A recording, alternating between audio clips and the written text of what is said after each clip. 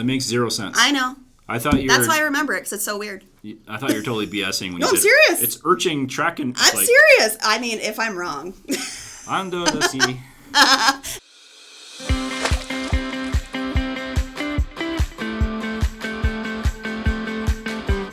The next thing we want to have in our reports is integrations. So what do we mean by integrations? Well, integrations just means, we're connecting in Facebook, Instagram, we're connecting in, Google Analytics is connected in there, and they appear in nice little widgets and little sections on our report that we can look at in whatever time period we want, really.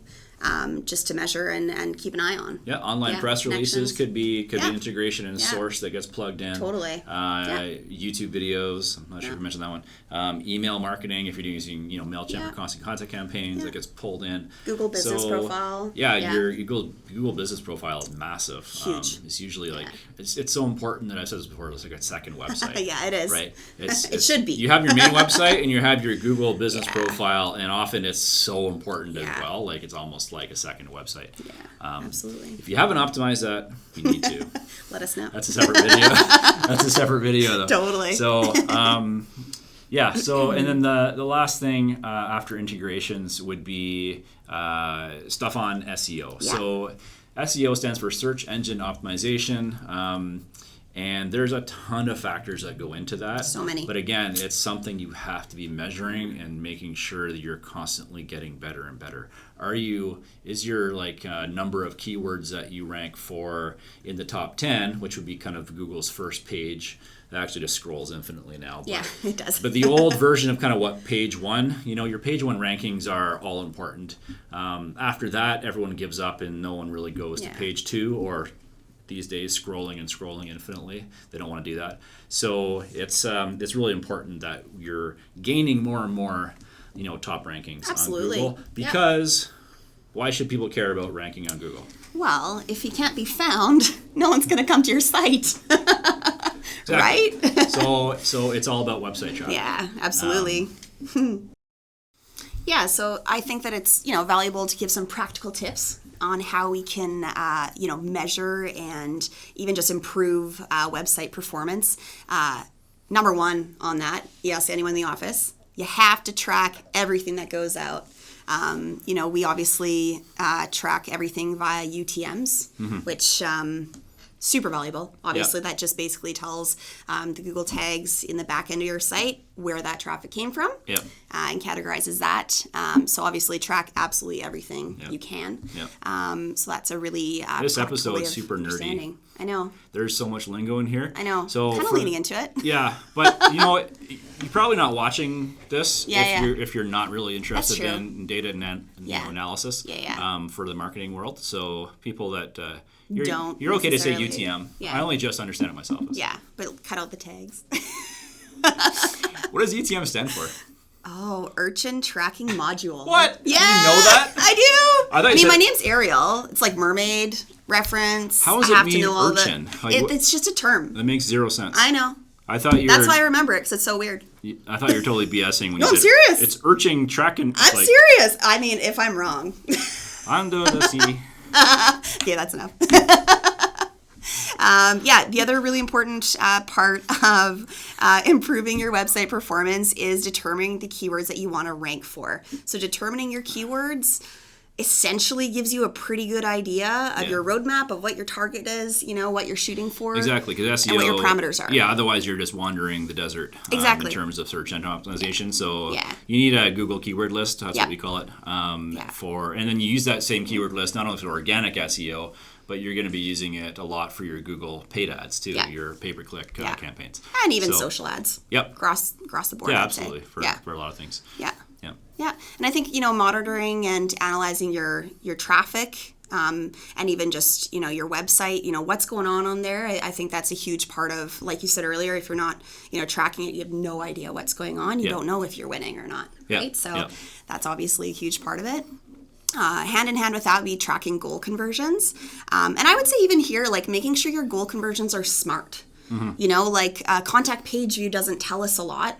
A contact form does, though. Yeah. If someone, converts a form versus just a view, it's a lot more valuable. Funny enough, we inherited a account and the website goals were all about time on site, number of Oh, pages yeah. visited, Yeah. and a bunch of obscure goals that were meaningless for the business owner. The business owner's like, well, how many people will actually, sign up for our thing, or fill out our form, or download our brochure, or something important that mattered in terms of dollars and cents. Yeah. Because all the goals being measured were just fluffy.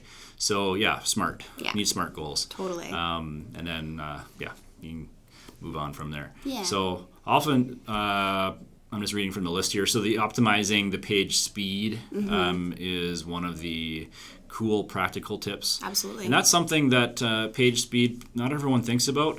It is a bit of a technical thing, so often your developer programmer needs to get involved in that and see how the website can be made better, improved on the speed side of things, because Google really punishes slow moving websites, slow loading websites.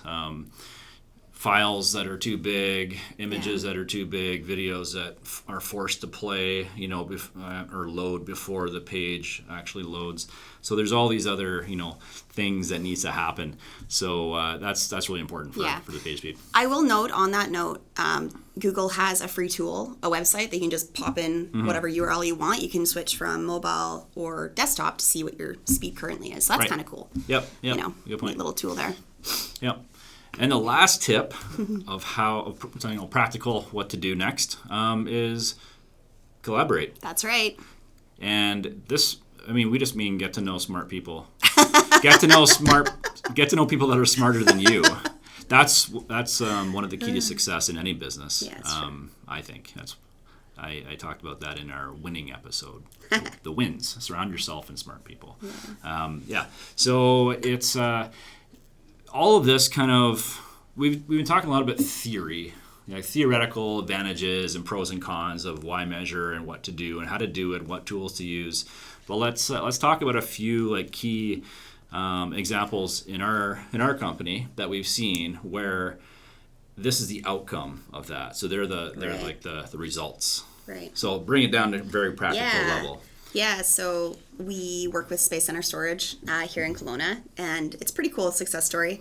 We actually maintained the number one spot on Google, which is very cool. That's huge, meaning that it's, they're going to rank first. They're the first query that you see when you type in their name, which is very cool. So focusing on SEO over a long period of time. Yeah, which is the key. Allowed them to rank first place for their primary services, which greatly increased their website traffic, and then that affected their bottom line in a really good way. Yeah, totally. And that's kind of like the story with all this stuff. If you're measuring it, then you can know what to improve. You find out how to do that, then you actually do improve, and then the proof is in the pudding where it comes out in happy customers and happy business owners. Absolutely. So. To add on that as well, the really cool thing is 135 keywords they were ranking for in Google's top 10, which is very cool. That's pretty major. Yeah, they more or less dominated. Yeah.